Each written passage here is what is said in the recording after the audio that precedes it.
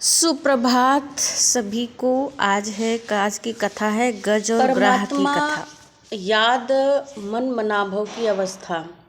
जैसे कि भगवान कहते हैं कि मन मनाभव होकर के रहो, मन ही मन मुझे याद करो।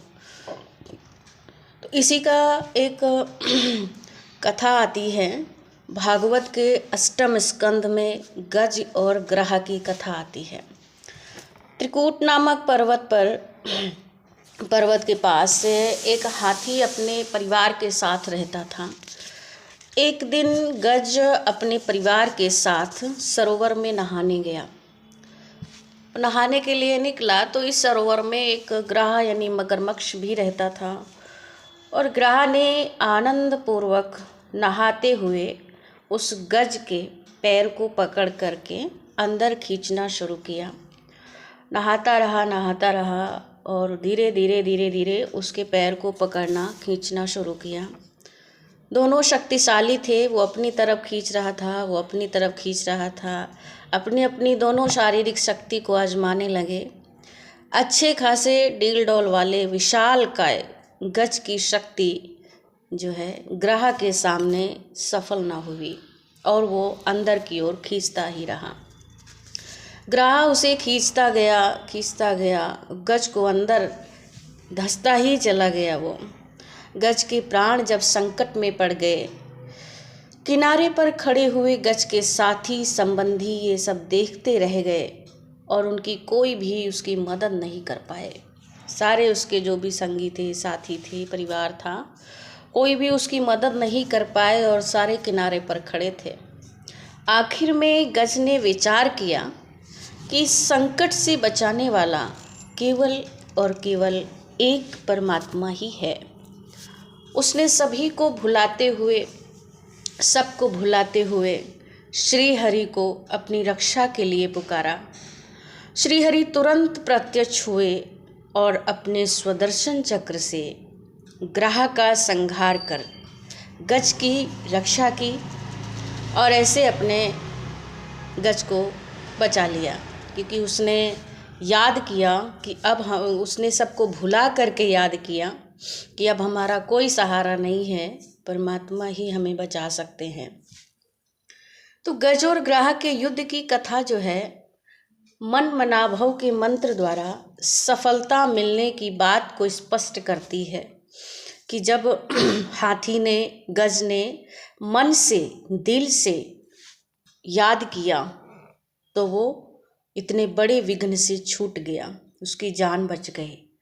जब गज ने संबंधियों आदि की अनेकता से निकल कर एक परमात्मा को याद किया, क्योंकि जब तक वो संबंधियों के लिए चिल्लाता रहा कि वो सोचता रहा कि संबंधी मुझे सहायता करेंगे, मेरे को निकालेंगे, इससे बचाएंगे, लेकिन जब उसने देखा कि सारे संबंधी उसके बाहर हैं, कोई भी बचाने नहीं आ रहा है, तो फिर उसने अपनी बुद्धि को उनसे सबसे निकाल करके और सिर्फ एक परमात्मा को याद किया, तो उसे तुरंत की तुरंत ईश्वरीय सहायता मिली। यही स्थिति मन मनाभव की स्थिति है, क्योंकि हम सभी भगवान को याद तो करते हैं, लेकिन याद के साथ साथ हम दुनिया के रिश्ते नाते संबंधियों की भी हम याद बीच में जोड़ देते हैं। इसलिए हमें परमात्मा की पूरी सहायता नहीं मिल पाती है। तो ये जो कथा है, ये कथा हमें पूरा स्पष्ट करती है कि हम इस संसार में रहते हुए, सबके बीच में रहते हुए, अपनी बुद्धि को दुनिया में ना लगा करके सिर्फ और सिर्फ एक परमात्मा को याद करेंगे, मन मनाभव की स्थिति में स्थित रहेंगे, तो हमारा कल्याण निश्चित है। ज्ञान धारण करने वाली मनुष्य आत्मा ही गज है। जो ज्ञान धारण करती है, ज्ञान लेती है, वो मनुष्य आत्माएं ही गज हैं, अर्थात महारथी के समान हैं, एक गज के समान हैं।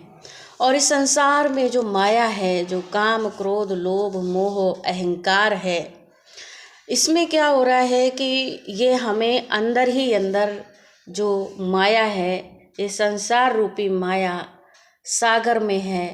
इस संसार सागर में कहते ये भव सागर है, और इस भव सागर में ये माया रूपी ग्राह है।